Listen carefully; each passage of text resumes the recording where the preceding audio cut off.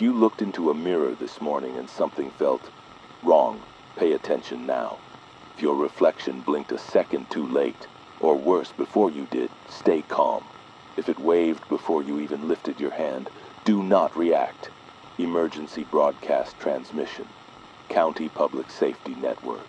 This is a message from the County Public Safety Network in cooperation with the Office of Civil Preparedness and the Emergency Psychological Response Unit. This broadcast is not a test. Please remain calm, stay indoors, and listen carefully. The information you hear may save your life. Beginning at 4:17 a.m., over 70 households across the region reported a shared visual anomaly. In every case, the event involved a mirror, a window, or a black screen. The witness saw their own reflection, and the reflection moved first. Most described small discrepancies. A blink slightly too early, a wave they hadn't initiated, a subtle smile that didn't match their face. Easily dismissed, until it repeated itself, until the reflection moved on its own, until the reflection did something the witness never did. One man from Oakview Apartments reported brushing his teeth and glancing up. His reflection was still brushing. He had already stopped. He stepped back. His reflection stepped forward, smiling, deliberate, patient. He has not responded to wellness checks since 5:12 a.m. Let us be absolutely clear, this is not a lighting trick. This is not a hallucination or a prank. This is not a shared social phenomenon. You are not imagining it, and what's worse, it may be imagining you. Do not attempt to test your reflection. Do not wave at it. Do not mimic it. It will always beat you. It is not learning from you, it is rehearsing. And when it's ready, it won't need you anymore. At 6:03 a.m., a severe case was confirmed at Elmwood Elementary. A young girl was found in a locked bathroom stall, wide-eyed and silent. The mirror above the sink had shattered. All shards pointed inward. None fell outside the sink. Each shard showed the girl doing something different, smiling, frowning, screaming, none of which matched her real face. One shard showed her turned around, looking directly at something behind the camera. The mirror had no backing. The frame was hollow. There was no explanation for what was seen. Since then, paramedics have encountered whispering sounds, though none of the affected individuals have spoken aloud.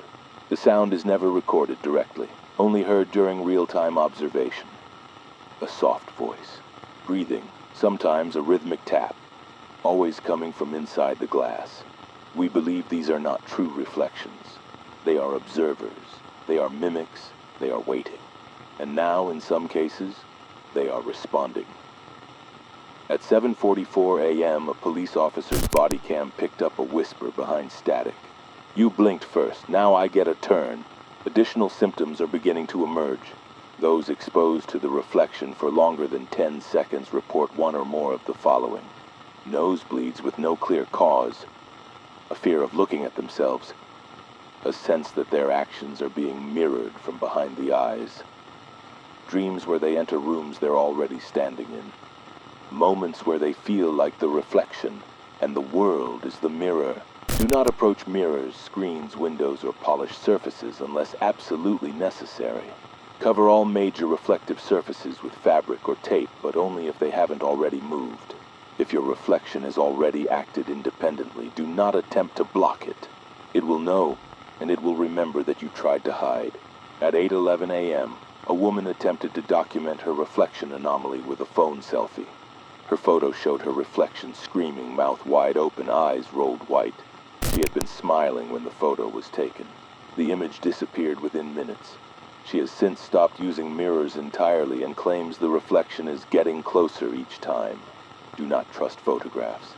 Do not trust live video. Do not trust your reflection on the back of a spoon. They have learned how to follow you beyond the glass. They are practicing how to move first. We now have confirmation that any reflective surface can serve as a breach point. This includes phones, tablets, TVs, windows, blackened computer monitors, water in the sink, and even your own pupils when viewed in high contrast light. At 9:12 a.m., a man reviewed a Zoom call from earlier in the morning. His on-screen self is visible, smiling, nodding, talking. Then, it stops. His reflection, faint in the picture frame beside him, keeps moving, tilting its head, smiling wider, then mouthing, "I can see you too." He claims he doesn't remember saying a single word in that meeting. He doesn't remember attending the call, but the version of him on the screen, that version is still logged in. This incident has been upgraded to a Level 3 cognitive identity breach.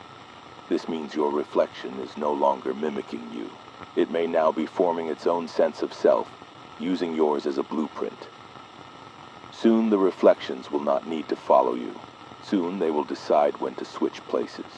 We urge all residents to remain inside and cover all major reflective surfaces. Turn off unnecessary screens. Do not initiate eye contact with any reflection that looks wrong. Do not attempt to break the glass. It only releases static and something underneath. If you hear tapping, do not respond. If your reflection smiles, do not smile back. If it waves, do not wave back. We will issue a follow-up message in 30 minutes. Until then, remain calm. Do not trust what mimics you. And whatever happens, if your reflection just waved first, do not react. Do not react. Do not react.